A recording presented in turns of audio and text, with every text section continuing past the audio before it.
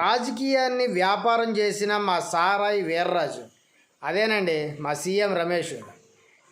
10th pass, inter failed. ఈ తెలివితేటలు మామూలుగా లేవు, అమోఘంగా ఉన్నాయి. ఈ సారాయి కాసుకునే రోజుల నుంచి ఈ రోజున చంద్రబాబు బినామీగా అయిపోయాడు. అదే అట్ట చిన్న ఎగ్జాంపుల్ చెప్తాను.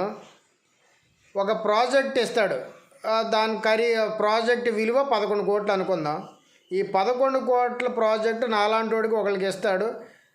సరిగా చెయ్యట్లేదని నెపంతో నాలాంటి వాడిని పక్కకి తప్పించి సీన్లోకి ఈ సారాయి వీర్రాజుని తీసుకొస్తాడు. ఆ ప్రాజెక్ట్ విలువ 20 నుంచి 30 రెట్లు పెంచేస్తాడు. 200 కోట్లు 300 కోట్లు పెంచేసి ఈ సారాయి వీర్రాజుకి ఇస్తాడు. దాంట్లో సగం మా చంద్రబాబుకి వెళ్తుంది. ఇలాగా చంద్రబాబు బినామీ అయ్యాడు.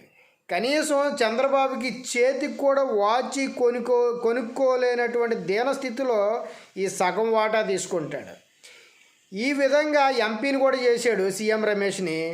టీడీపీ అతి ఘోరంగా ఓడిపోయిందిగా 2019లో బీజేపీలో పంపించాడు. బీజేపీలో ఉంటూ కాంగ్రెస్కి 30 కోట్ల రూపాయలు ఎలక్టరల్ బాండ్లు ఇచ్చాడు. అదేంటి? నీ బిజినెస్ని నువ్వు డెవలప్ చేసుకోవాలి, నీ పార్టీని నువ్వు అభివృద్ధిలోకి తెచ్చుకోవాలి. ఇస్తే నీ పార్టీ కదా డొనేషన్ ఇవ్వాల్సింది, పక్క పార్టీకి ఎలాగిస్తావు 30 కోట్లు? అది కాంగ్రెస్కి కనీసం ఆంధ్ర రాష్ట్రంలో 100 కన్నా తక్కువ ఓట్లు వస్తే నీకెలా ఉపయోగపడుతుంది? నాకైతే ఇక్కడ అసలు ఒక క్లారిటీ కుదరట్లా. ఆంధ్రాలో కానీ దేశంలో కానీ కాంగ్రెస్ లేదు. ఓకే, నాకు ఇప్పుడు అర్థమైంది ఏంటంటే షర్మిల కాంగ్రెస్లోకి వైఎస్ఆర్టీపీ పార్టీని కాంగ్రెస్లో విలీనం చేసి కాంగ్రెస్లోకి ఆంధ్ర రాష్ట్రానికి పీసీసీ సభ్యురాలుగా వచ్చిందా? దానికోసం 30 కోట్ల ఎలాగ ఎలక్ట్రల్ బాండ్లోనే 30 కోట్లు ఇచ్చావంటే చంద్రబాబు, మిగతా డబ్బు బ్లాక్ మనీ ఎన్ని 100 కోట్లు ఇచ్చి ఉంటావు?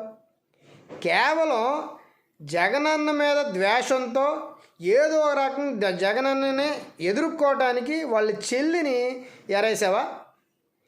ఇంకా షర్మిలకి ఎంత ఇచ్చి ఉంటావు? ఇప్పుడు కడపలో ఎంపీగా పోటీ చేస్తావా? లేకపోతే కడపలో జగనన్న మీద పోటీగా షర్మిలను దింపుతావా? ఎన్ని ఆశాలు వేసినా చంద్రబాబు నీ ఏదనుకున్నది విఫలమవుతుంది.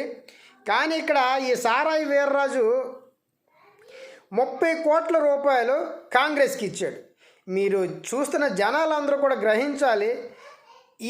ఇలాంటి రాజకీయాన్ని వ్యాపారంగా చేసినటువంటి సారాయి వీర్రాజు ఎన్ని 100 కోట్లు చేతులు మారినాయి. చక్కని బ్రోకరేజంతో చక్కగా బ్రోకర్గా పనిచేస్తూ మామూలుగా సంపాదించలేదు ఇతను. ఇలాంటి వ్యక్తులు మనం ఎన్నుకుంటున్నాం. ఇలాంటి వ్యక్తులకి ఈ రాష్ట్రంలో కానీ దేశంలో కానీ అత్యంత విలువ. వీళ్ళకి రాజ్యసభ సభ్యులు అన్నట్టుగా ఇంత నీచ రాజకీయం చేయటం ఏంటి? ఇక్కడ ఇప్పుడు టీడీపీకి ఏమో 5 కోట్లు ఇచ్చాడు డొనేషను. ఉన్న బీజేపీ పార్టీకి రూపాయి కూడా డొనేషన్ ఇవ్వలేదు. కాంగ్రెస్కి 30 కోట్లు డొనేషన్ ఎలక్ట్రల్ బాండ్ ద్వారా. అది ఎట్లాగా తీసుకోవాలి? ఇది రాజకీయాన్ని పక్కా వ్యాపారంగా మార్చేసాడు ఈ సారాయి వీర్రాజు.